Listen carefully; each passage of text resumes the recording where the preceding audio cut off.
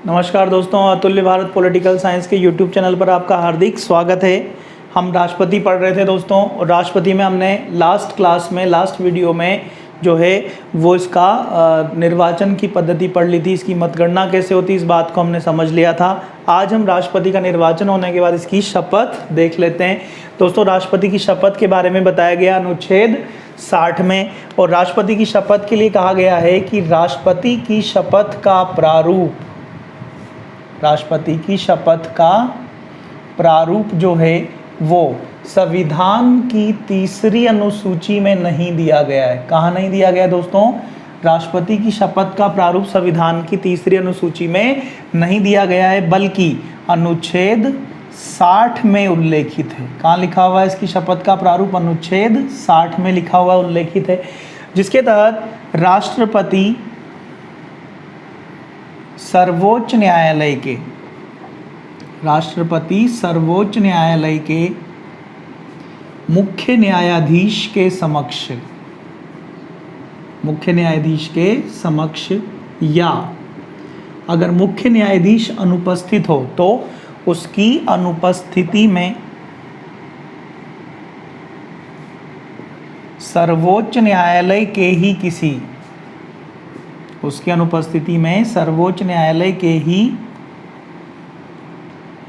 किसी वरिष्ठतम न्यायाधीश के समक्ष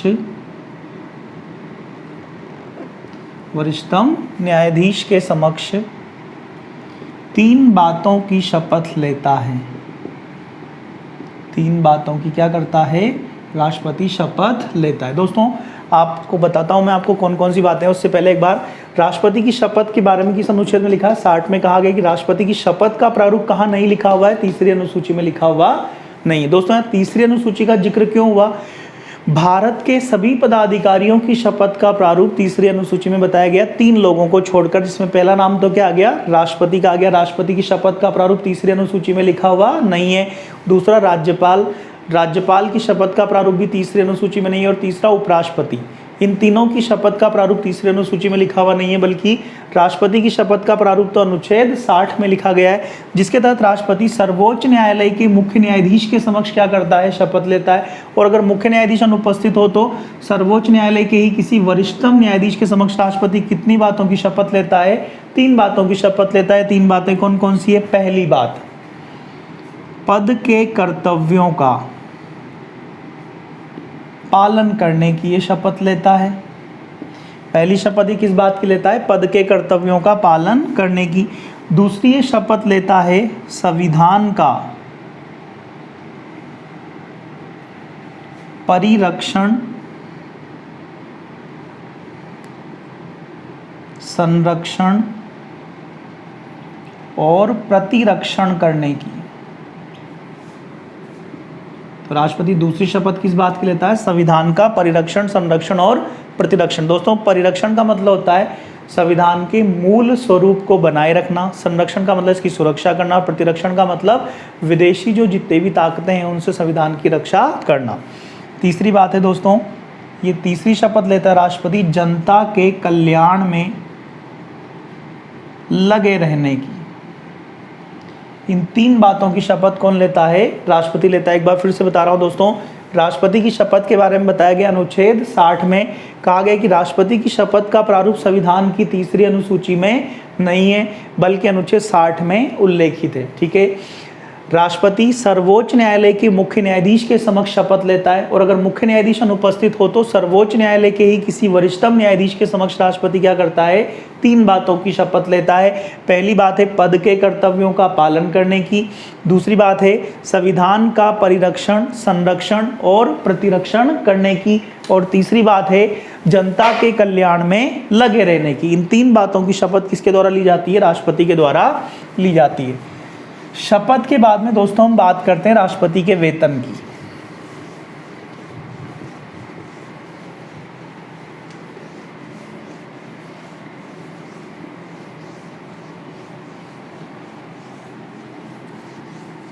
तो दोस्तों, राष्ट्रपति के वेतन की यदि हम बात करें तो राष्ट्रपति का वेतन बताया गया अनुच्छेद 59। स्पेशली ये अनुच्छेद 59 क्लॉज 3 में बताया हुआ है पर हम यहाँ पे ओवरऑल पूरा अनुच्छेद 59 की बात कर रहे हैं, ठीक है।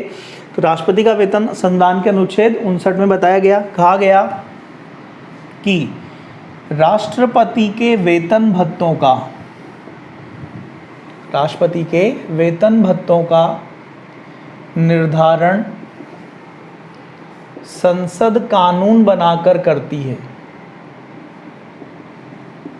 ठीक है दोस्तों। राष्ट्रपति के वेतन भत्तों का निर्धारण किसके द्वारा किया जाता है? संसद के द्वारा। और संसद इसका निर्धारण कैसे करती है? कानून बनाकर इसके वेतन भत्तों का निर्धारण करती है। अगली बात है दोस्तों, वर्तमान में राष्ट्रपति को, वर्तमान में राष्ट्रपति को 5 लाख रुपए मासिक वेतन,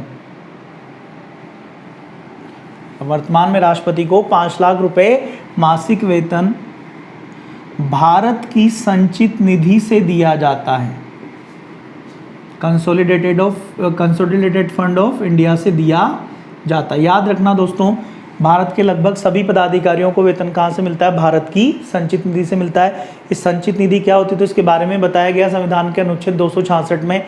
भारत सरकार का जितना भी कर राजस्व और गैर कर राजस्व से जो पैसा आता है वो सब किस में रखा जाता है? संचित निधि में रखा जाता है। इसकी परिभाषा बताई गई 266 में। अगली बात, राष्ट्रपति के वेतन पर आयकर नहीं लगता। राष्ट्रपति के जो वेतन होता है दोस्तों, उसके ऊपर किसी भी प्रकार का कोई इनकम टैक्स देय नहीं होता है। अगली बात, राष्ट्रपति के वेतन को किसी भी परिस्थिति में कम नहीं किया जा सकता। अनुच्छेद 59 में स्पष्ट रूप से बात लिखी हुई है कि राष्ट्रपति के वेतन को किसी भी परिस्थिति में क्या नहीं किया जा सकता है? कम नहीं किया जा सकता है।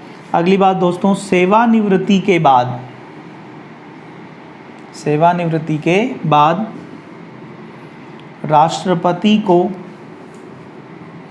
वेतन की आधी पेंशन, वेतन की आधी पेंशन भारत की संचित निधि से दी जाती है। तो दोस्तों उसको पेंशन कितनी मिलती है? वेतन की आधी, यानी 2.5 लाख रुपए महीना पेंशन इसे कहाँ से मिलती है? भारत की संचित निधि से मिलती है। आपको यहाँ एक बात याद रखनी है, ये तो इसका बेसिक वेतन है। वेतन के अलावा इसको और भत्ते भी दिए जाते हैं, जैसे हाउस अलाउंस, जिसके तहत इसका घर होता है, जिसे राष्ट्रपति भवन कहा जाता है, ठीक है। ये भी इसका है, इसके भत्तों में शामिल होता है, ठीक है दोस्तों। तो हमने देखा राष्ट्रपति का वेतन अनुच्छेद 59 में बताया गया, कहा गया कि राष्ट्रपति के वेतन भत्तों का निर्धारण कौन करता है? संसद कानून बनाकर करती है। वर्तमान में राष्ट्रपति को 5 लाख रुपए मासिक वेतन भारत की संचित निधि से दिया जाता है। राष्ट्रपति के वेतन पर आयकर देय नहीं होता, आयकर नहीं लगता। राष्ट्रपति के वेतन को किसी भी परिस्थिति में कम नहीं किया जा सकता। सेवानिवृत्ति के बाद राष्ट्रपति को वेतन की आधी क्या दी जाती है? पेंशन दी जाती है। और उसके पेंशन भी कहाँ से मिलती है? भारत की संचित निधि से मिलती है। इसके बाद दोस्तों बहुत महत्वपूर्ण बात अब राष्ट्रपति में देखने जा रहे हैं, राष्ट्रपति का कार्यकाल। यहाँ से अक्सर एग्जाम्स में सवाल बनने की संभावना बनी रहती है हमेशा, और लगभग लगातार ज़्यादातर टाइम यहाँ से सवाल पूछे भी गए। हम इसका कार्यकाल देखने जा रहे हैं, आप ध्यान से देखना, इसको समझना। राष्ट्रपति का कार्यकाल, दोस्तों राष्ट्रपति का कार्यकाल बताया गया है अनुच्छेद 56 में।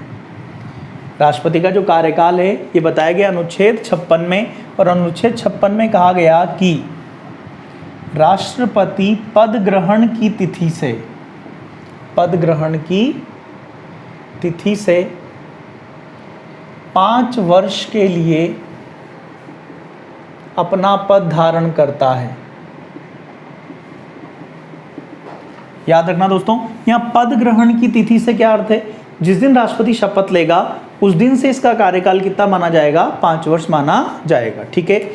अगली बात, से पहले भी राष्ट्रपति अपना त्यागपत्र उपराष्ट्रपति को दे सकता है। राष्ट्रपति अपना त्यागपत्र उपराष्ट्रपति को दे सकता है, ठीक है दोस्तों। तो राष्ट्रपति अपना त्यागपत्र किसको देता है? उपराष्ट्रपति को देता है। और उपराष्ट्रपति राष्ट्रपति के त्यागपत्र की सूचना तत्काल लोकसभा अध्यक्ष को देता है। राष्ट्रपति के द्वारा राष्ट्रपति के द्वारा अगर उपराष्ट्रपति को त्यागपत्र दे दिया गया है तो उपराष्ट्रपति इसकी सूचना तत्काल किसको देगा? लोकसभा अध्यक्ष को। दोस्तों लोकसभा को इसकी सूचना देना क्यों जरूरी है? इसका रीज़न है दोस्तों, लोकसभा जनता का सदन है। जनता को ये पता होना चाहिए कि राष्ट्राध्यक्ष अपने पद पर नहीं रहे हैं, ठीक है, इसलिए उनको ये बात पहले बताई जाती है, ठीक है। अगली बात, राष्ट्रपति को पद से कौन हटाता है दोस्तों? तो राष्ट्रपति को पद से संसद हटाती। संसद क्यों हटाती है?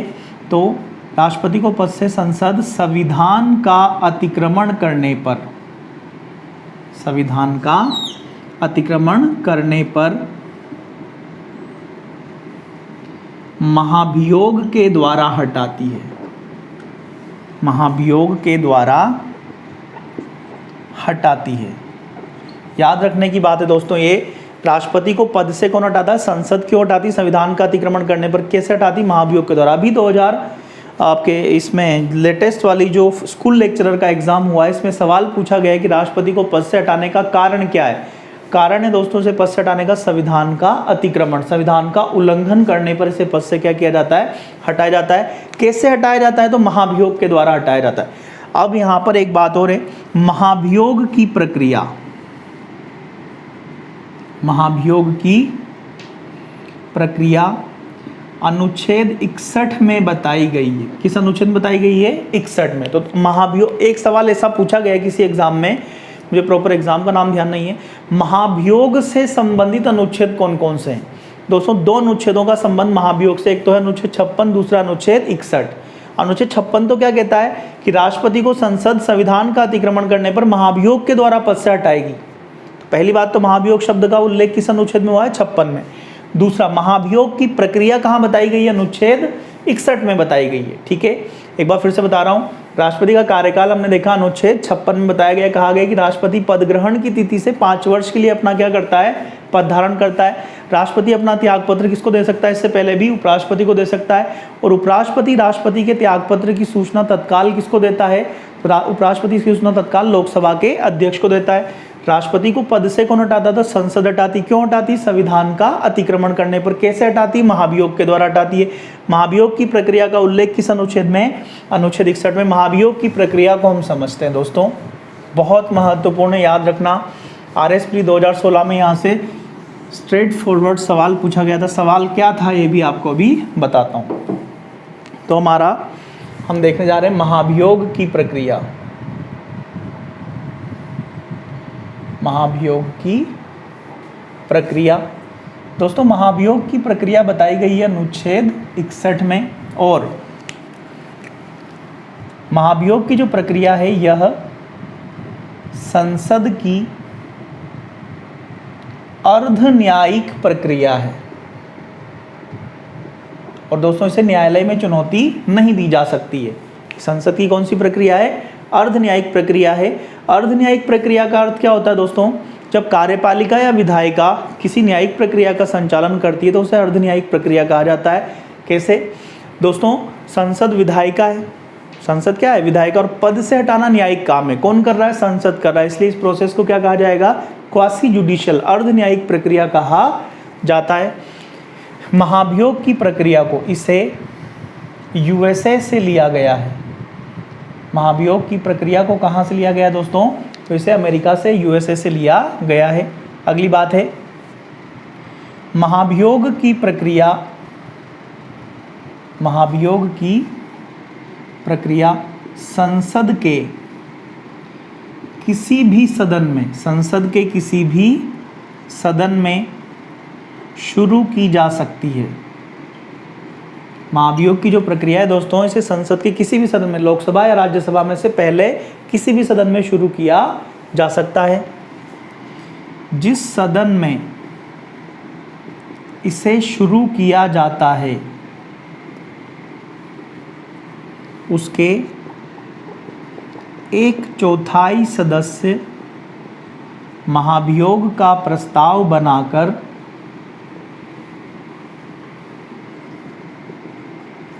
सदन के अध्यक्ष या सभापति को सौंपते हैं। सदन के अध्यक्ष या सभापति को सौंपते हैं। ठीक है दोस्तों, जिस सदन में इसे शुरू करना, अगर लोकसभा में शुरू करना तो लोकसभा अध्यक्ष को सौंपा जाएगा, अगर राज्यसभा में शुरू करना तो राज्यसभा के सभापति को ये सौंपा जाएगा। इसके बाद अध्यक्ष या सभापति राष्ट्रपति को 14 दिनों की, राष्ट्रपति को कितने दिनों की, 14 दिनों की पूर्व सूचना देकर इसे शुरू करवाता है। तो दोस्तों राष्ट्रपति को कितने दिन पहले सूचना दे दी जाती है? 14 दिन पहले। एक बार फिर से बता रहा हूं, महाभियोग की प्रक्रिया किस अनुच्छेद में लिखी हुई है? अनुच्छेद 61 में कहा गया है कि संसद की कौन सी प्रक्रिया है? अर्धन्यायिक प्रक्रिया। इसे कहां से लिया गया है? यूएसए से। ये सवाल आरएस प्री 2016 में बना था कि महाभियोग की प्रक्रिया संसद की कौन सी प्रक्रिया? तो आंसर क्या था इसका? अर्धन्यायिक प्रक्रिया।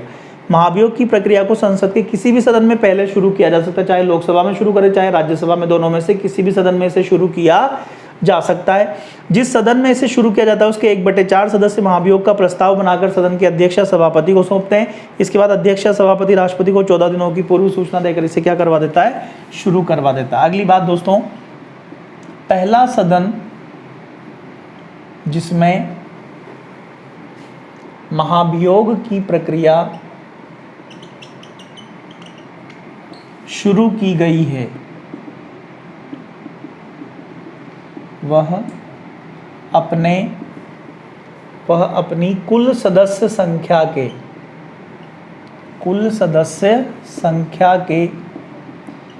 2/3 बहुमत से प्रस्ताव पारित करके राष्ट्रपति पर आरोप लगाता है। पहला सदन जिसमें महाभियोग की प्रक्रिया शुरू हुई है वो अपनी कुल सदस्य, याद रखना दोस्तों, एक कुल सदस्य संख्या के 2/3 बहुमत से, यानी लोकसभा में 545 सदस्य संख्या है तो 545 सदस्यों के 2/3 बहुमत से प्रस्ताव पारित करके क्या लगाया जाएगा? राष्ट्रपति पर आरोप लगाया जाएगा। पहला सदन का काम यही खत्म हो जाएगा।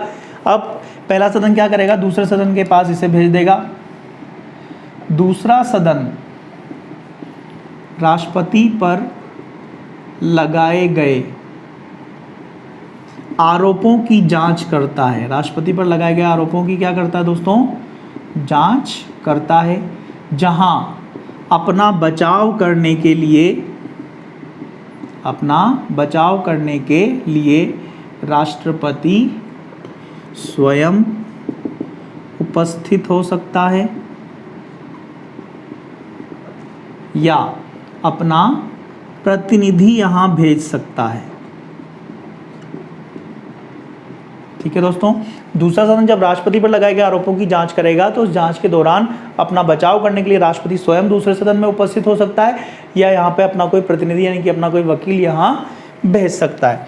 यदि दूसरा सदन भी राष्ट्रपति को दोषी पाता है और दूसरा सदन भी अपनी कुल सदस्य संख्या के 2/3 बहुमत से प्रस्ताव पारित कर दे तो राष्ट्रपति का पद रिक्त समझा जाता है। अगर दूसरे सदन ने भी अपनी कुल सदस्य संख्या के 2/3 बहुमत से इसे हटाने का प्रस्ताव यानी कि महाभियोग का प्रस्ताव पारित कर दिया, उसी समय से राष्ट्रपति का पद क्या समझा जाता है?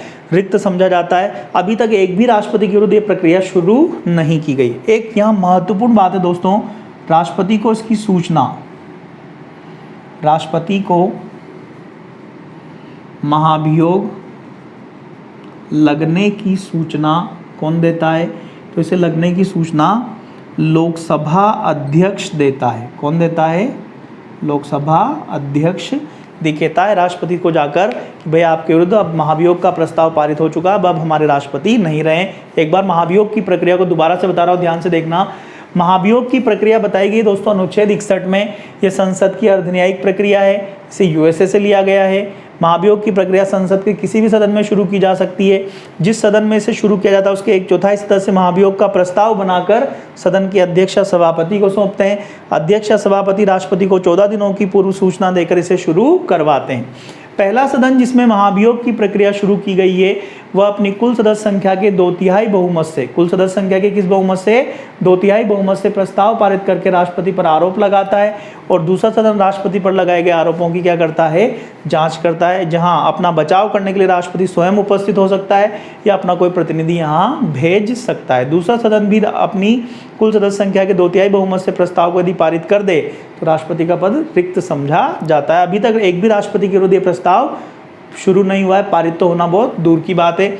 अगली बात, राष्ट्रपति को महाभियोग लगने की सूचना लोकसभा का अध्यक्ष स्वयं जाकर देता, कहता है कि भाई अब आप हमारे राष्ट्रपति नहीं रहे, आपके विरुद्ध महाभियोग का प्रस्ताव पारित हो चुका है। ठीक है दोस्तों, तो ये हमने राष्ट्रपति का क्या देखा है, कार्यकाल देखा, महाभियोग की प्रक्रिया देखी। अगली क्लास में अब हम लोग क्या देखेंगे, एक तो देखेंगे कार्यवाहक राष्ट्रपति के बारे में बात करेंगे। ठीक है दोस्तों, इसके अलावा राष्ट्रपति का पद आकस्मिक रूप से रिक्त हो जाए तो उसके चुनाव, राष्ट्रपति का पुनर्निर्वाचन, राष्ट्रपति के विशेषाधिकार, इनकी बात हम अगली क्लास में करेंगे। ठीक है, धन्यवाद आप लोगों का बहुत बहुत। हमारे वीडियो को लगातार लाइक, सब्सक्राइब और शेयर करते रहें, ज़रूरतमंदों तक इसको पहुंचाते रहें। बहुत बहुत धन्यवाद आप लोगों का।